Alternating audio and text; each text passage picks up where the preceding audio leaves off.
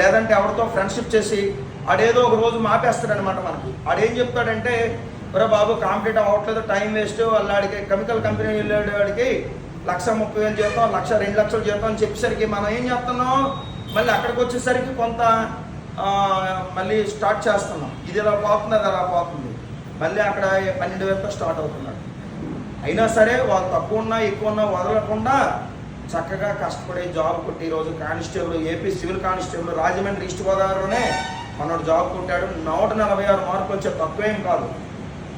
మనోడు 2 మాటలు చెప్తాడు, ఇప్పుడు నేనే చెప్పడం కాదు, మనోళ్ళ ద్వారా కొంచెం ఇన్స్పిరేషన్ వర్డ్స్ తీసుకోండి. డౌట్ వచ్చిన ఏరియాస్ అడగండి, అన్నయ్యను సంబోధిస్తూ మాట్లాడండి, పర్లేదు మాట్లాడండి. అందరికీ నేను 2017-18 మన ఇన్స్టిట్యూట్కి వచ్చాను కోచింగ్కి.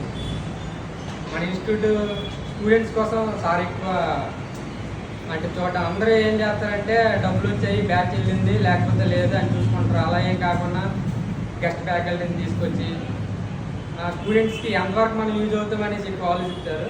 నేను ఓన్లీ ఇక్కడ స్వయం పీస్ ఒక్క దగ్గర తీసుకున్నాను, ఇంకెక్కడ తీసుకోలేదు. నాకైతే జనరల్ స్టడీస్ అయినా అథమెటిక్ అయినా అన్నీ చాలా బాగా అయినాయి. నేను డిప్లొమా అయిపోయినాక వచ్చేసాను ఇక్కడికి. తర్వాత బీటెక్ చేశాను. వచ్చినాక ఓన్లీ మన ఇన్స్టిట్యూట్లోనే 1 ఇయర్ ఉన్నా. సార్ మంచి ఫ్యాకల్టీని తేవడం, గెస్ట్ ఫ్యాకల్టీ హైదరాబాద్ నుంచి ఫ్యాకల్టీని తేవడం, అందరిని తీసుకురావడం మా అందరికి చాలా బాగా యూజ్ అయింది. మధ్యలో చాలా ఎగ్జామ్ రాసాను, గ్రూప్ డి, ఎన్టీపీసీ, రైల్వే, అటు ఇటు వెళ్ళి తర్వాత టైం వేస్ట్ అయిపోతుంది. మనం దేని మీద ఫోకస్ పెట్టాలో, మనం దేనికి ఎలిజిబుల్ ఏంటి అనేసి మనకు తెలుస్తుంది. మనం జనరల్ స్టడీస్ మంచి స్ట్రాంగ్ అనుకుంటే ఎస్ఐ కానిస్టేబుల్ ప్రిపేర్ అవ్వాలి, అథమెటిక్ రీజనింగ్ మంచిగా చేస్తారంటే రైల్వేస్ ప్రిపేర్ అవుదాం అనేసి ఒక థాట్ వస్తుంది మనకి ఎగ్జామ్ రాస్తుంటే. దాని ప్రకారం నేను 2018లో కానిస్టేబుల్ రాశాను. మన ఇన్స్టిట్యూట్ కోచింగ్ అయిపోయిన తర్వాత రాసిన తర్వాత 118 వచ్చినాయి నాకు మెయిన్స్. ఒక 3 మార్కులు ఏపీఎస్పీ మిస్ అయిపోయినది. తర్వాత ఇంకా కరోనా టైంలో ఇంటికి వెళ్ళాక వచ్చిన తర్వాత కూడా రాజమండ్రిలోనే నేను 2015 నుంచి రాజమండ్రిలోనే ఉన్నాను, ఇంకెక్కడికి వెళ్ళలేదు.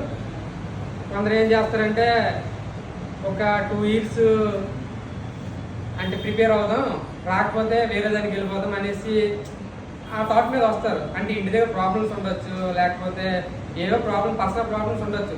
2 ఇయర్స్లో జాబ్ కొట్టేలా అనేసి వస్తారు. నోటిఫికేషన్ లేక ఇబ్బంది పడి ఆ 2 ఇయర్స్ వేస్ట్ అయిపోయింది, ఎంతో కొంత జాయిన్ అయిపోదామని వెళ్ళిపోతారు.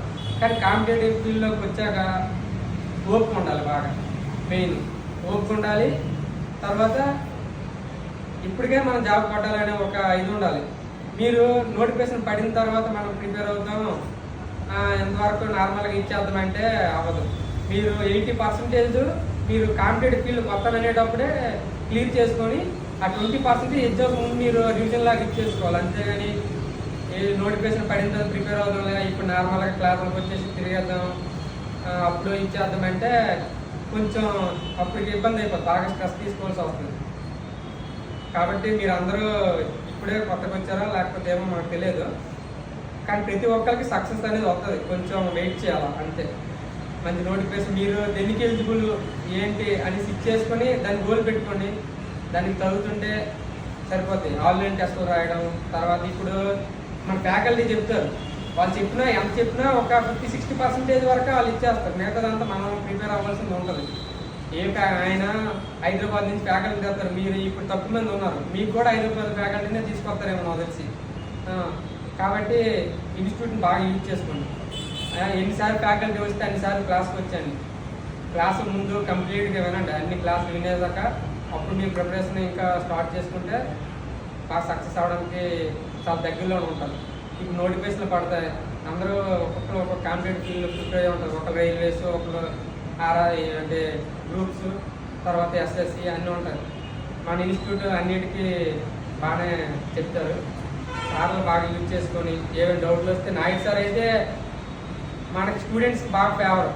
అన్ని ఇన్స్టిట్యూట్లు స్టూడెంట్స్ వస్తారు, వాళ్ళ బ్యాచ్ అయిపోతే వెళ్ళిపోతారు అని ఏమి కాకుండా స్టూడెంట్స్ బాగా ఫేవర్ చేస్తారు.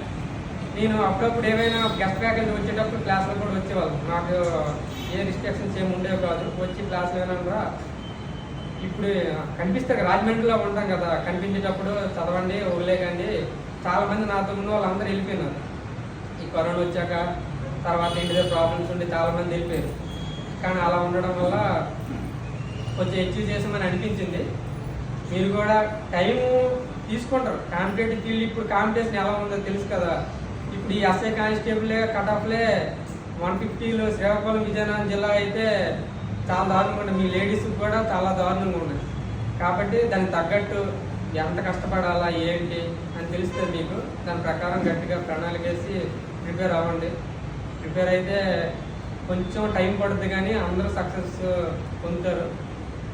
ఇన్స్టిట్యూట్ని బాగా యూజ్ చేసుకోండి. మన ఫ్యాకల్టీ కూడా మంచి ఫ్యాకల్టీ వస్తారు. జనరల్ స్టడీస్కి ఇంకా మన రాజమండ్రి కాదు, స్టేట్ ఫేమస్ ఫ్యాకల్టీ మన రాజమండ్రిలో. మరి మన ఇన్స్టిట్యూట్కి మించి ఇన్స్టిట్యూట్ ప్రెజెంట్ అయితే ఏం లేదు. స్టేట్ ఫేమస్ ఫ్యాకల్టీలు అందరూ తీసుకొస్తారు. మన డిఎస్సి కూడా చాలా మందికి ఇదైనది కదా. సార్ని బాగా యూజ్ చేసుకోండి. మంచి మంచి ఫ్యాకల్టీని ఏదైనా డౌట్ ఉంటే చెప్పండి. ఆయన మీకోసమే ఫిట్ చేస్తారు. అథమెటిక్కి రీజనింగ్కి దండరాజ్ సార్ ఉంటారు, అథమెటిక్కి సార్ ఉంటారు. మీకు అందుబాటులో ప్రతి డౌట్ వచ్చినా ఇచ్చేస్తారు. కాబట్టి ప్రిపేర్ అవ్వండి.